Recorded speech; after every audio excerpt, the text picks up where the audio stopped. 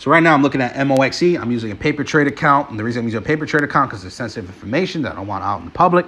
I'm just going to go over. This is only for educational purposes. This is not a recommendation to buy or sell. I am only using this just to show you how I would day trade. And, based on, I would highly advise you that you do your own due diligence and be careful when doing day trades because you can lose a lot of money very fast day trading options compared to stock. So do your due diligence and be prepared. All right. So one of the quick things I want to show you when I day trade, for example, MOXE. If I were to bet, hey, this stock's going to go up. Let's say, I'm betting that MOXE is going to get above $31, right? Let's say that green candle. Let's say we're on this day right here, right?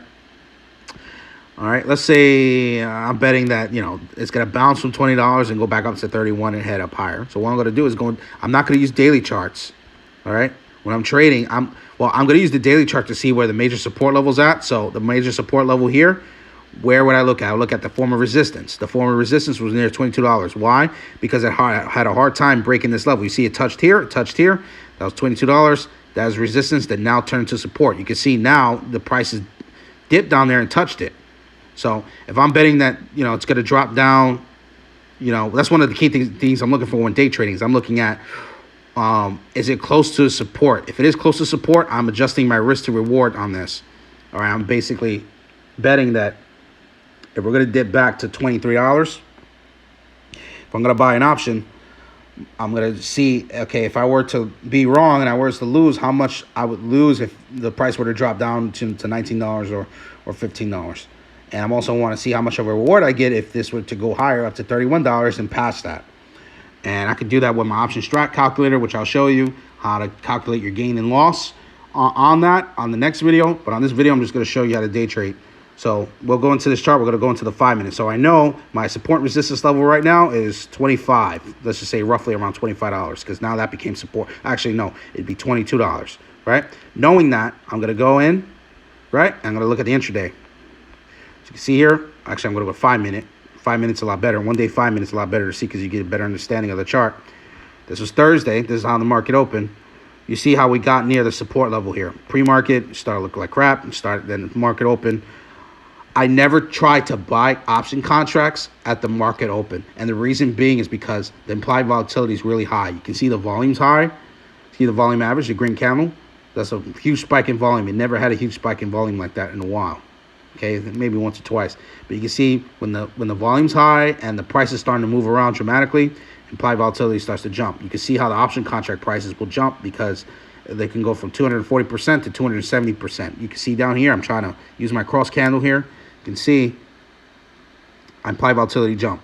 But as the price started to pin itself and stay at a certain level, it kept staying at a certain price, and there was low volume, that's a recipe for implied volatility crush disaster. And that's what you want. You want implied volatility crushes so that way you can get option contracts as cheap as possible.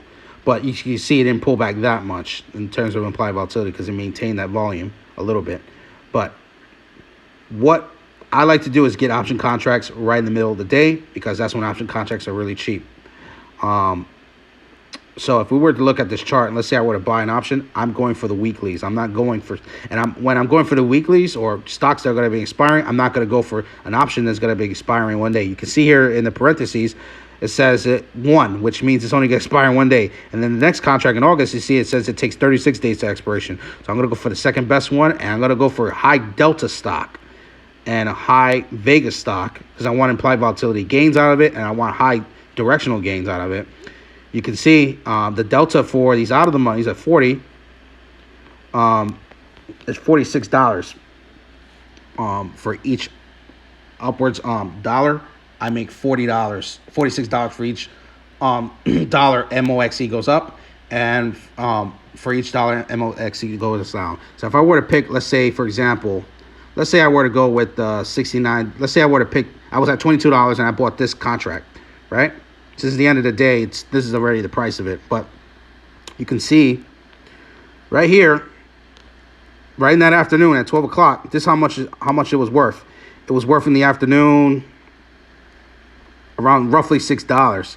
And towards the later on part of the day when Ivy started to jump, you can see that contract went from $6 to $11. So you turned $600 into $1,160. That's a good gain. I mean, for a stock option, that's a really good gain. You can see here, that's how it was during the daily chart. These type of moves can make you tons and tons of money. We're gonna go back to MOXC. We'll go back here. We'll go charts. We'll go back to the daily. Well, actually, back to the 5-minute. You can see that run up was Delta and Vega. You see that? The implied volatility didn't jump that much, but you can see here there was a huge Delta gain here. You see it went from $22 all the way up to $29. So that's a really good gain at the end of the day. So that's $600 turned into $1,200 on that option. So you would want to get out. As soon as you get this price jump here, you want to get the hell out and either roll the contracts because if you think there's a continuation, or just take profit. But if you're day trading, you're trying to get out, you always want to day trade with weeklies. You don't want to day trade with anything more than 90 days. You're just trying to get in and out and make that quick profit. All right, I'm going to show you in the option profit calculator how you would calculate your profit and your loss. All right, thank you.